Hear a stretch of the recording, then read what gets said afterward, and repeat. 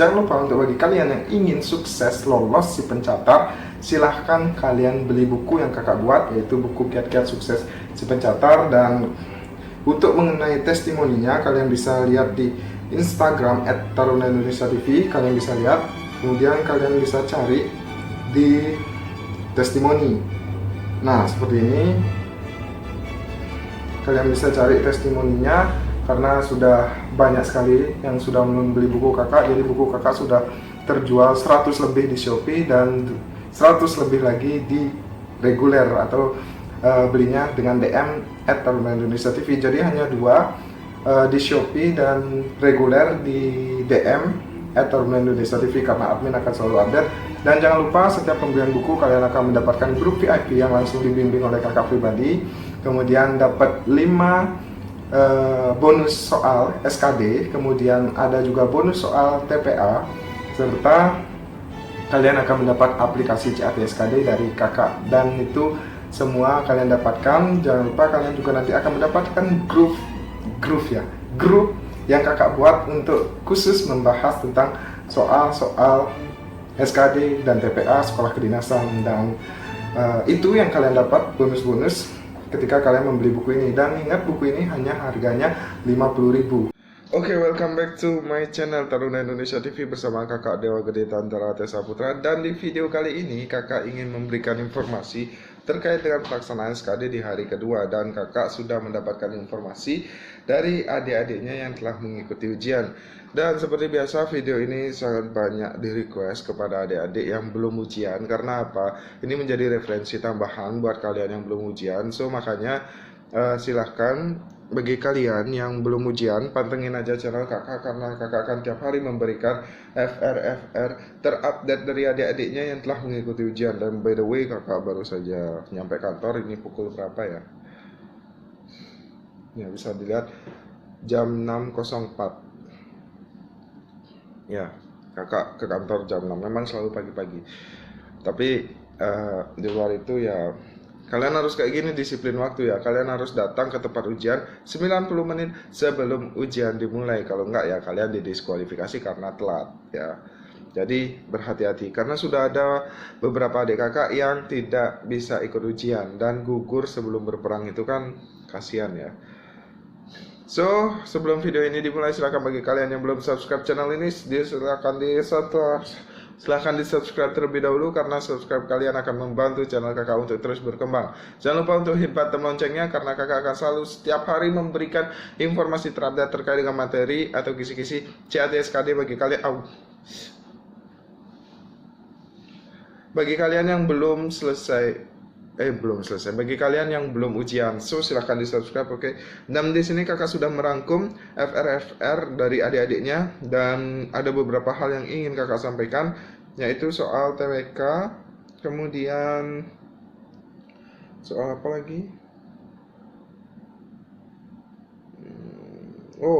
Ada soal TIU-nya juga, tapi sedikit ya. Kebanyakan soal TWK, soal TIU. Dan TKP, untuk TKP kita lihat di next nanti ya. Kita bacakan aja dulu yang TWK. Baik, di sini yang pertama yang keluar adalah kalian harus mempelajari tentang dasar dan prinsip negara yang dibentuk oleh BPUPKI. Nah, itu yang pertama. Kemudian kalian juga harus mempelajari tentang ketentuan masyarakat yang organis dan tersusun secara integral. Jadi ini masuk ke teori apa? Jadi kalian harus mempelajari tentang teori yang seperti integralisme, kemudian individualisme, dan teori gotong royong. Biasanya itu ada di pelajaran PKN ya dulu, teori-teori kayak gitu. Coba kalian buka-buka lagi, siapa tahu 1 atau 2 soal muncul kayak gitu ya. Karena ini adik-adiknya nemu. Kemudian di sini juga ada tentang perwakilan pemuda Indonesia yang memiliki gagasan yang disampaikan pada konferensi UNESCO tahun 2018. Ulangi, 2014. Nah, itu judul naskahnya apa? Nah, seperti itu. Kemudian yang keempat, ada juga perwakilan pemuda Indonesia namanya ya. Tadi kan makalah judul makalahnya, sekarang namanya. Pada saat konferensi UNESCO tahun 2014 itu siapa? Nah, satu soal tentang konferensi UNESCO 2014 saja ada 2 tipe soal. Satu jenis materi tentang konferensi UNESCO tahun 2014 itu aja ada 2 soal. Apalagi tentang teori-teori tadi. Ya bisa aja kan bercabang soalnya. Jadi dipelajari aja. Kemudian kalian juga harus mempelajari nilai-nilai kayak nilai religius, nilai moral kemanusiaan, nilai demokrasi, nilai keadilan sosial dan lain sebagainya. Karena itu juga keluar. Kemudian di sini juga kalian harus mempelajari tentang Pancasila. Nah, Pancasila ini sebenarnya sebagai apa sih di negara kita? Nah, itu juga harus kalian pelajari. Kemudian di sini juga tertulis tentang implementasi Pancasila. Jadi kemarin sudah kakak sampaikan di video pertama. Bagi kalian yang belum nonton FR dari video pertama, silahkan cek link di bawah. Jadi di video pertama tuh kakak sudah menyampaikan juga bahwasanya pengamalan dari Pancasila itu rata-rata kelihatan ya. Jadi ini contohnya kelihatan pengamalan tentang Pancasila. Kemudian next, ini juga sama, pengamalan dan penerapan Pancasila dalam kehidupan sehari-hari. Kemudian kalian juga harus mempelajari tentang KNIP atau Komite Nasional Indonesia Pusat yang dibentuk pada saat sidang PPKI. Nah, itu juga kalian harus baca-baca ya, baca-baca. Kemudian ini mah pelajaran agak nyelentik dikit ya. Seperti contoh, pada tahun 1854 sampai 1860 surat kabar dengan bahasa Melayu telah terbit. Adapun nama surat kabar tersebut adalah. Nah, jadi ini kayak salah satu soal yang memang dipersulit. Jadi boleh kalian pelajari, boleh nggak, terserah sih kalian. Tapi kadang-kadang sih memang kadang-kadang muncul, kadang-kadang nggak soal-soal seperti ini.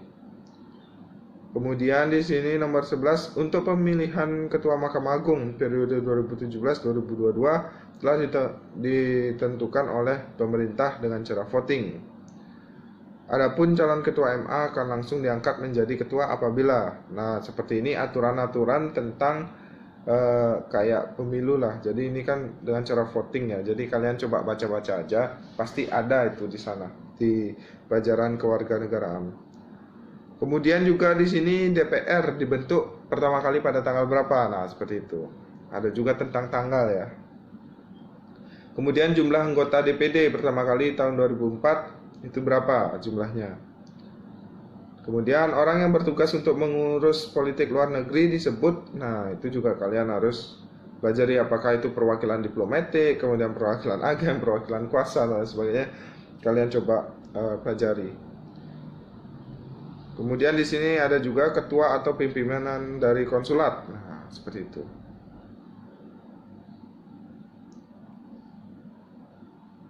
Kemudian ada lagi Jenderal Panglima TNI yang pertama kali di Indonesia adalah, itu juga dipelajari juga ya.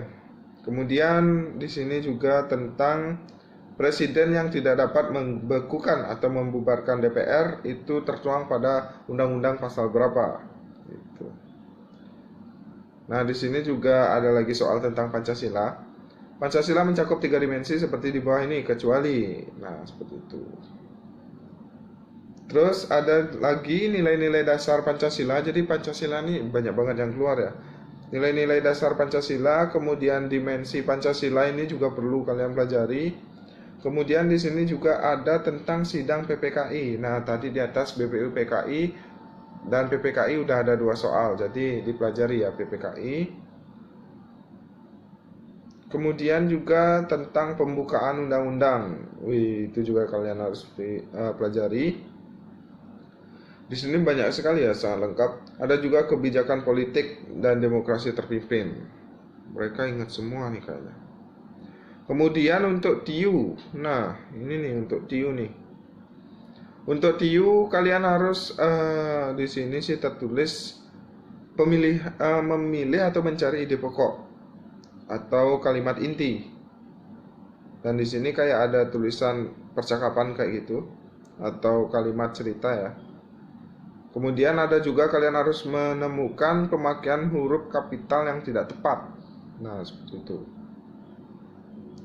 Di sini juga kata yang dicetak dengan huruf miring pada kalimat di bawah ini merupakan bentuk yang salah kecuali. Oh ya.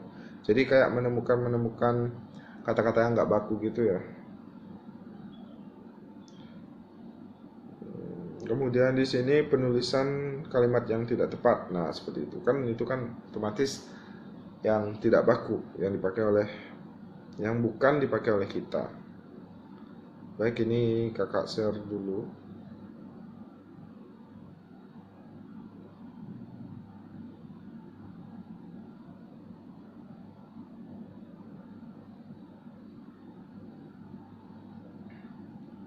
Oke, terus kita ulik-ulik lagi yang tiu. Kemudian di sini yang tiu, jangan lupa kalian juga harus mempelajari deret aritmatika, itu pasti muncul. Entah itu deret bilangan pecahan, bilangan desimal, ataupun juga deret huruf, itu harus kalian pelajari. Kalau huruf kalian bandingkan aja, 1 itu sama dengan A, 2 sama dengan B, dan seterusnya. Jadi sesuai dengan jumlah abjadnya ada 24 ya. Jadi kalian tinggal urut aja, itu gampang sih menurut kakak. Terus juga kalian juga harus mempelajari tentang soal-soal permodelan matematika, persamaan XY, kemudian ada juga tentang percepatan kalian harus pelajari. Jangan lupa juga perkalian, pertambahan, pengurangan, dan pembagian. Itu pasti kelihatan, bukan pasti sih, biasanya kelihatan, tapi bukan dalam bentuk bilangan biasa, bilangan bulat gitu, bukan. Biasanya perkalian, pertambahan, pengurangan itu muncul pada saat bilangan yang ada komanya. Jadi seperti itu. So ya, mungkin itu aja yang dapat kakak sampaikan, karena mungkin hari ini tidak ada TKP, bukan tidak ada ya, adik-adiknya mungkin tidak ingat tentang TKP, karena kan TKP panjang tuh soalnya, nggak mungkin mereka ingat. So makanya TKP untuk hari ini nggak ada, mungkin besok kakak akan sampaikan untuk TKP. Makanya jangan lupa untuk subscribe, kemudian hibatan loncengnya agar selalu mendapatkan notifikasi dari kakak. So mungkin itu aja yang dapat kakak sampaikan, mohon maaf apabila ada salah kata atau salah tingkah, and see you next time. Peace. Baik, bagi kalian yang ingin membeli baju cita-citaku, jadi teman untuk kalian menemani perjuangan kalian untuk menjadi taruna. Wow, the best banget ini. Baju cita-citaku ini dijual melalui Shopee atau DM IG @taruna_indonesia_tv. Kalau kalian membeli melalui Shopee, silahkan cek toko Dewa Gede Tantara, atau enggak baca deskripsi link di bawah ini. Di bawah video ini ada deskripsi ya untuk pemesanan, silahkan kalian cek langsung. Untuk stok sangat terbatas, khusus untuk calon taruna-taruni tahun 2020. So silahkan dipesan sekarang dan stok sangat terbatas. Oke, selamat berjuang untuk kalian dan ditemani oleh baju cita-citaku. Iya.